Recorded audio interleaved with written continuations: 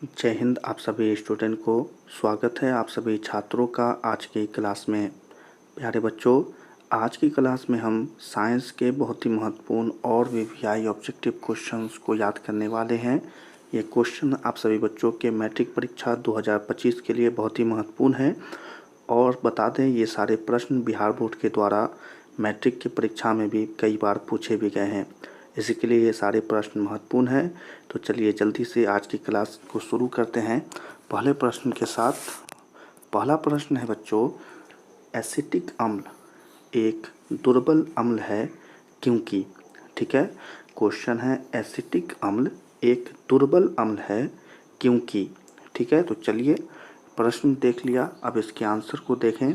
अगर आपको पता हो तो बताइएगा ज़रूर। ठीक है, इस क्वेश्चन का आंसर जो हो जाएगा बच्चों, ये हो जाएगा, ये कम आयनित या आयोनाइज्ड होते हैं।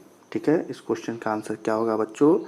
इसका आंसर हो जाएगा ये कम आयनित या आयोनाइज्ड होते हैं। ठीक है, सही बच्चे याद रखेंगे इस आंसर को। इस क्वेश्चन का आंसर ये हो जाएगा। ठीक है, चलें अगले क्वेश्चन की तरफ बढ़ते हैं। अगला प्रश्न है, निम्नलिखित में सबसे प्रबल लवण कौन है?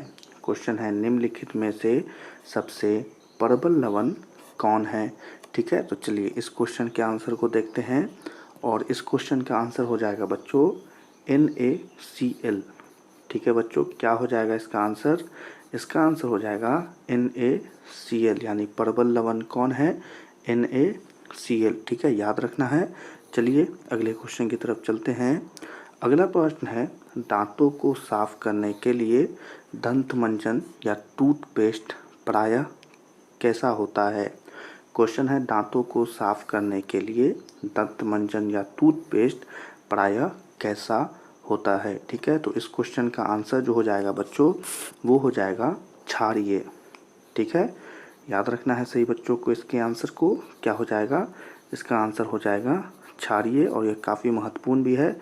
ठीक है, इस आंसर को याद रखिएगा। ठीक है, चलिए अगले क्वेश्चन की तरफ बढ़ते हैं। अगला प्रश्न है, शुद्ध जल का पीएच मान होता है। ठीक है, और ये सबसे ज़्यादा महत्वपूर्ण है क्योंकि कई बार बिहार बोर्ड के द्वारा पूछा गया है। ठीक है, क्वेश्चन है, शुद्ध जल का पीएच मान होता है।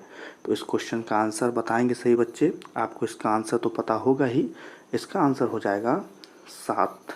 ठीक है, यानी कि उदासीन। ठीक है बच्चों, याद रखिएगा क्या हो जाएगा आंसर? आंसर हो जाएगा 7।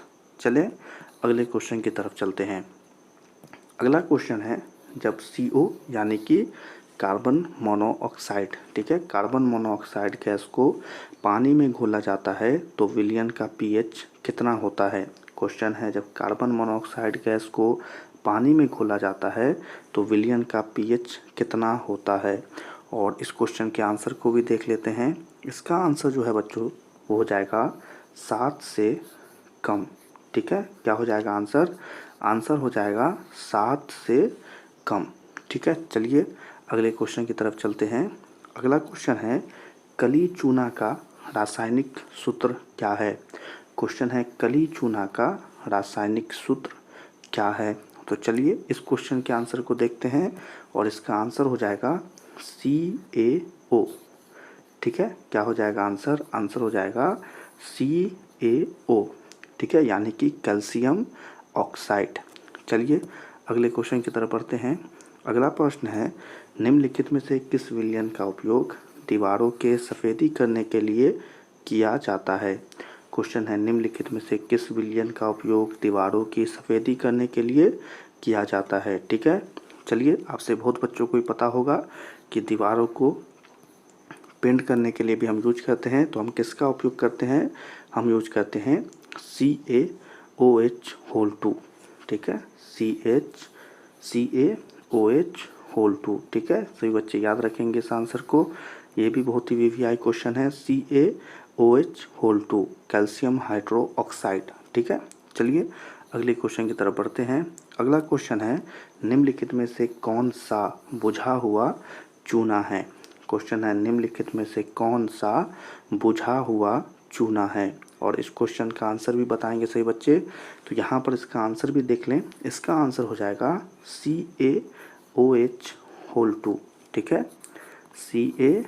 OH होल 2 इसका आंसर हो जाएगा, यानी कैल्शियम हाइड्रोक्साइड। ठीक है, याद रखिएगा। चलिए अगले क्वेश्चन की तरफ बढ़ते हैं।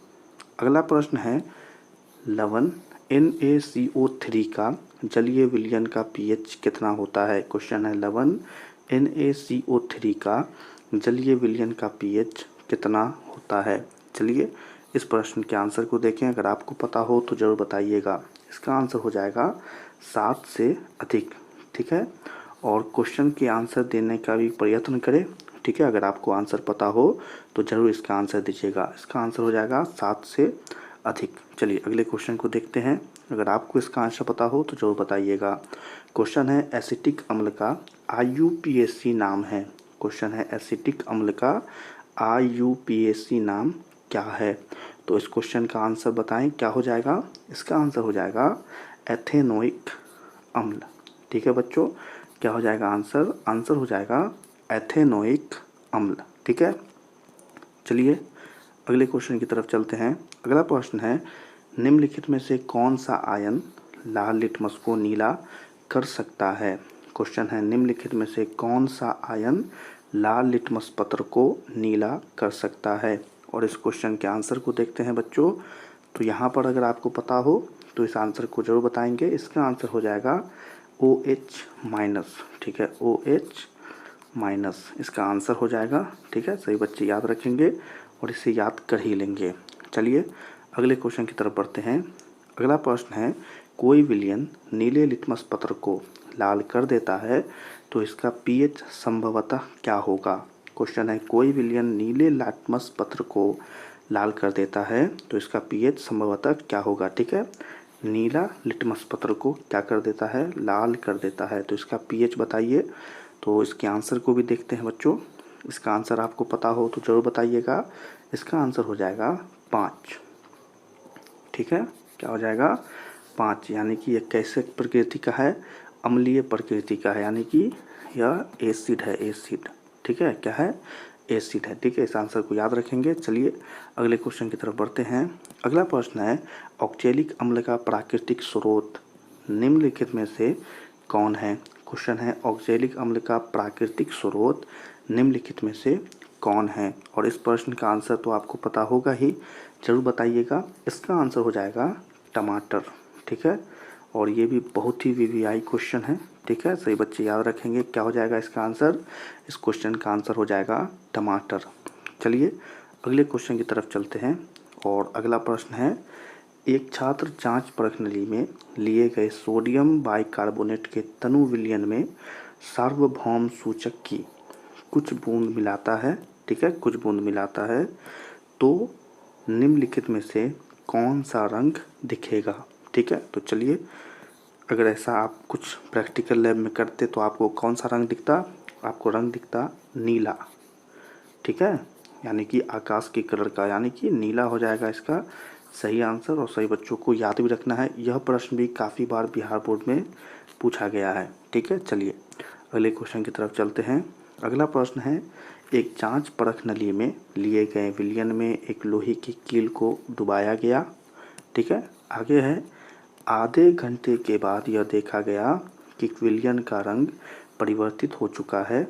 उस जांच परख नली में कौन सा विलयन था। ठीक है, उस जांच नली में कौन सा विलयन था। चलिए इस क्वेश्चन के आंसर को भी बताते हैं। इस क्वेश्चन का आंसर जो हो जाएगा बच्चों वो हो जाएगा CuSO4। ठीक है, सही बच्चे याद रखेंगे। क्या होगा इसका आंसर, इनका CuSO4 इसका आंसर हो जाएगा। और यह सही बच्चे याद रखेंगे, इस क्वेश्चन के आंसर को भी याद रखेंगे। तो चलिए इसी क्वेश्चन के साथ आज की क्लास की यह VVI ऑब्जेक्टिव क्वेश्चन समाप्त होते हैं।